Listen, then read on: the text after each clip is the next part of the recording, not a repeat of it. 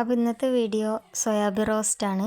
അപ്പോൾ അതിനായിട്ട് ആദ്യം സോയാബീൻ നമുക്ക് കുറച്ച് നേരം ഒന്ന് വെള്ളം ഒഴിച്ചിട്ട് കുതിർത്തി വെക്കാം കേട്ടോ. അപ്പോൾ നല്ല ഒന്ന് കുതിരോളം വെയിറ്റ് ചെയ്യുക. നല്ലൊക്കെ ഒന്ന് വെള്ളത്തിൽ മുക്കി വെക്കുക. അത് കുതിർന്ന് വരുന്ന സമയം കൊണ്ട് നമുക്ക് ഉള്ളി നന്നാക്കാം. അപ്പോൾ ഞാനിപ്പോൾ ഒരു 5 ഉള്ളിയാണ് എടുത്തിട്ടുള്ളത്.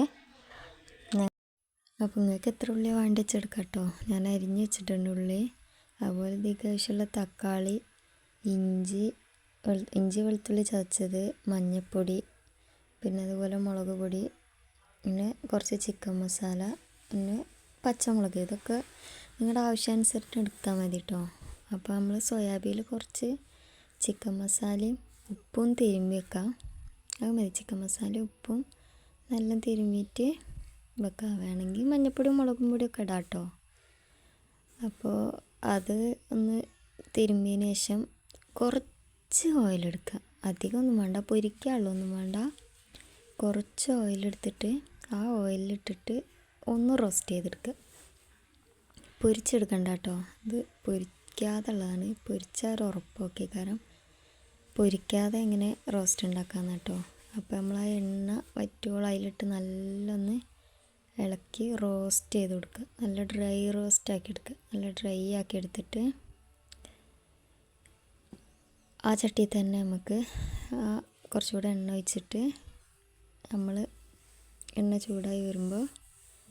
നല്ല ചൂടായി വരുമ്പോൾ എന്താക്കുക, അതിലേക്ക് നമ്മൾ കടുകിടുക. കടുക് പൊട്ടി വരുമ്പോൾ നമ്മൾ നേരത്തെ അരിഞ്ഞു വെച്ച ഉള്ളിയില്ലേ, അതിട്ടിട്ട് നല്ല വഴറ്റി കൊടുക്കുക. നല്ല വഴറ്റാണ്, നല്ല വാടി വരണം കേട്ടോ. ഉള്ളി നല്ല വാടി വരണം, എന്നാലേ അതിൻ്റെ ഒരു ടേസ്റ്റ് കിട്ടുള്ളൂ. ഉള്ളി നല്ല മിക്സ് ചെയ്ത് നല്ല വാടി വന്നതിന് ശേഷം നമ്മൾ അടുത്ത് ചെയ്യുള്ളൂ. അപ്പോൾ നല്ല വാടാൻ വേണ്ടിയിട്ട് ഒന്ന് മൂടി വെക്കാം. അപ്പോൾ ഏകദേശം ഈ പരുവായിട്ടുണ്ട് കേട്ടോ. കളറൊക്കെ ഒന്ന് മാറി വരുമ്പോൾ ഇഞ്ചിയും വെളുത്തുള്ളി ചതച്ചത് ഇട്ടിട്ട് നല്ല ഇളക്കി കൊടുക്കുക. ആ ഇഞ്ചിയും വെളുത്തുള്ളിൻ്റെയും പച്ചമണം മാറുവോളം നല്ലൊന്ന് ഇളക്കി കൊടുക്കുക. അതിന് ശേഷം ഒന്നുകൂടെ മൂടി വെച്ചിട്ട് നമുക്ക് നോക്കാം. അപ്പോൾ പച്ചമണമൊക്കെ മാറി നമുക്ക് ഒന്നുകൂടെ ഇളക്കിയതിന് ശേഷം തക്കാളി ഇട്ട് കൊടുക്കുക. തക്കാളി ഇട്ട് നല്ല ഇളക്കണം കേട്ടോ. അപ്പോൾ തക്കാളി അതിൻ്റെ കൂടെ 2 പച്ചമുളകും ഇട്ടിട്ട് നല്ലൊന്ന് മിക്സ് ചെയ്ത് കൊടുക്കുക.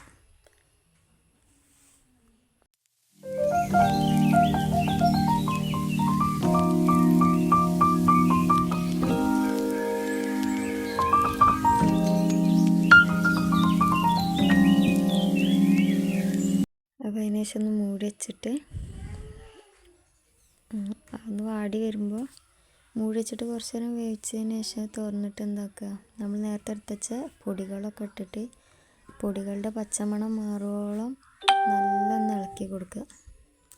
പച്ചമണം മാറി വരുവോളം നല്ല ഇളക്കി കൊടുക്കണം കേട്ടോ. എന്നാലേ അതിന് ടേസ്റ്റ് ഉണ്ടാവുള്ളൂ. വെള്ളം ഒഴിക്കരുത്. പച്ചമണം മാറുവോളം നല്ലൊന്ന് ഇളക്കി മിക്സ് ചെയ്ത് കൊടുക്കുക.